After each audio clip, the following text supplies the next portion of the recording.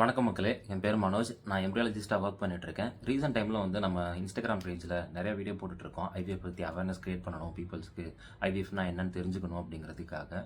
அப்படி பண்ணுறப்போ நமக்கு நிறைய கமெண்ட்ஸ் வந்திருக்கு. அந்த கமெண்ட்டுக்கு முடிஞ்ச அளவுக்கு நம்ம ரிப்ளை பண்ணிடுறோம். அதை தவிர்த்து டிஎம்மும் நிறையா வருது, அதுக்கும் முடிஞ்ச அளவுக்கு ரிப்ளை பண்ணிட்டு இருக்கேன். இதில் காமனாக நிறைய பேருக்கு இருந்த டவுட்ஸ்லாம் கிளியர் பண்ணிட்டோம். இதை தவிர்த்து நிறைய பேர் என்கிட்ட நிறைய டவுட் கேட்டிருக்காங்க. அதில் ஒன்று தான் இன்றைக்கி எடுத்துகிட்டு வந்திருக்கேன். அது என்னென்னா, நம்ம ஐவிஎஃப் பண்ணுற எம்ப்ரியோலேருந்து அந்த எம்ப்ரியோ மேல் இல்லை ஃபீமேல்னு நம்மளால் ஐடென்டிஃபை பண்ண முடியுமா ப்ரோ?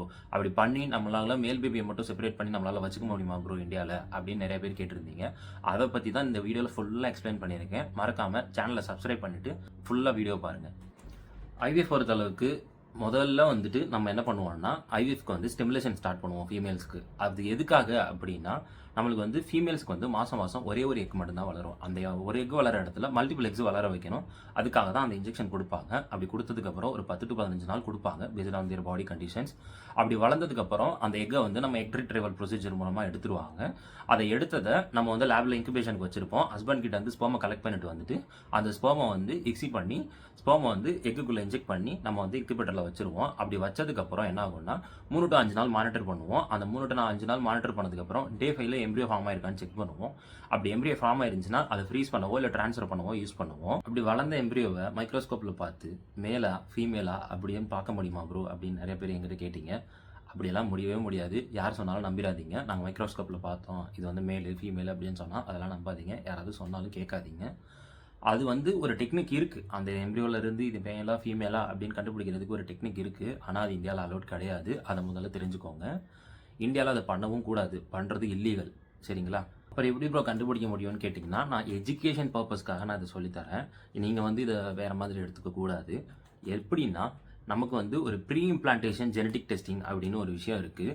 அந்த விஷயத்தில் தான் நம்ம கண்டுபிடிக்க முடியும். எப்படின்னா, நம்ம டே 5 எம்ப்ரியோ கிடச்சதில்ல, அந்த எம்ப்ரியோ பயாப்சி பண்ணுவோம். பயாப்சி பண்ணி அதில் ஒரு குட்டி பார்ட்டை மட்டும் செப்பரேட் பண்ணி எடுத்து நம்ம லேபுக்கு டெஸ்ட்டுக்கு அனுப்புவோம். அவங்க அந்த பிஜிடி டெஸ்ட்டை ரன் பண்ணி நம்மளுக்கு நம்ம பேபிக்கு அந்த யூப்ளாய்டா அன்யூப்ளாய்டாங்கிறத கண்டுபிடிச்சி சொல்லுவாங்க. அதை தவிர்த்து நீங்கள் அந்த டெக்னிக் பண்ணும்போது மேலா ஃபீமேலான்னு கண்டுபிடிக்க முடியும். ஆனால் அதை இந்தியாவில் பண்ண மாட்டாங்க. சரிங்களா? இதை முதல்ல தெளிவாக தெரிஞ்சுக்கோங்க. அந்த பிஜிடி டெஸ்ட்டில் குரோமோசோம்ஸ் நம்பர் கரெக்டாக இருக்கா, இல்லை ஜெனட்டிக் ப்ராப்ளம் எதுவும் இருக்கா, எம்ப்ரியோ ஹெல்த்தியாக இருக்கா அப்படிங்கிறத தான் செக் பண்ணலாம். நம்மளால் பேபி இதுதான் XYயா XX அதெல்லாம் யாரும் சொல்ல மாட்டாங்க. இப்போ முக்கியமான பாயிண்ட் என்னென்னா, மேலா ஃபீமேலா அப்படிங்கிறத ஐடென்டிஃபை பண்ணுறது என்ன பண்ணுறது தப்பா அப்படின்னு கேட்டிங்கன்னா, ஆமாம் தப்பு. நம்ம இந்தியாவில் ஒரு லாவே இருக்குது, PCPNDTன்னு சொல்லுவாங்க. அதுபடி நீங்கள் உங்கள் எம்ப்ரியோ ஃபார்ம் பண்ணுறதையாக இருக்கட்டும், ஐவிஎஃப்லையாக இருக்கட்டும், பிளட் டெஸ்ட்டாக இருக்கட்டும், ஸ்கேனாக இருக்கட்டும், எதுவாக இருந்தாலும் உங்கள் ஜெண்டரை ரிவீல் பண்ணக்கூடாது. அது டாக்டராக இருந்தாலும் சரி சொல்லக்கூடாது. பேஷண்ட்டே முதல்ல கேட்கக்கூடாது. இது ஒரு இல்லீகல் அஃபென்ஸ். ஓகேவா? இதை முதல்ல தெளிவாக தெரிஞ்சுக்கோங்க. அதை மீறியும் நம்ம பண்ணுறோம், யாராவது பண்ணாங்க அப்படின்னா என்ன ஆகும் ப்ரோ அப்படின்னு கேட்டிங்கன்னா என்ன தெரியுமா? ஃபர்ஸ்ட் அந்த கிளினிக்கோட லைசன்ஸ் கேன்சல் பண்ணிடுவாங்க. 2வது விஷயம் ஃபைன் அமௌண்ட் கட்டணும். 3வது விஷயம் யார் கேட்டால் யார் பண்ணால் எல்லாருமே ஜெயிலுக்கு போகணும். அதுதான் தெளிவாக தெரிஞ்சுக்கோங்க. அதனால் எந்த கிளினிக்கும் அந்த ரிஸ்க் எடுக்க மாட்டாங்க. இந்தியாவில் யாரும் பண்ணவும் மாட்டாங்க. ஜெண்டர் செலெக்ஷனை தவிர்த்து பிஜிடியை நிறைய நல்ல விஷயத்துக்கு யூஸ் பண்ணலாம். லைக் உங்களுக்கு நிறைய மல்டிபிள் ஐவிஎஃப் ஃபெயிலியர்ஸ் இருக்குது, மிஸ்கரேஜ் நிறையா வாட்டி ஆகிடுக்கு, இல்லை எனக்கு ஜெனட்டிக் டிஸார்டர்ஸ் நிறையா இருக்குது ஃபேமிலி ட்ரீல அப்படின்னா அந்த மாதிரி நல்ல விஷயத்துக்கெல்லாம் யூஸ் பண்ணுங்கள்.